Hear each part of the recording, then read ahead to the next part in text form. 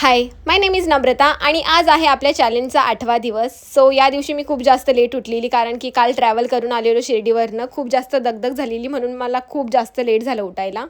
Breakfast पण मी बाहेरूनच मागवलेला, जी की इडली मागवलेली आणि वडे मागवलेले. इडली मी खाल्लेली, वडे माझ्या घरच्यांनी खाल्लेले. सो त्यानंतर खाऊन पिऊन झाल्यानंतर फ्रेश वगैरे होऊन मी सर्व कामं वगैरे केली. आणि आज थंडी इतकी जास्त वाटत होती ना, असं वाटतं की दिल्लीला आली आहे मी, इतकी जास्त थंडी होती.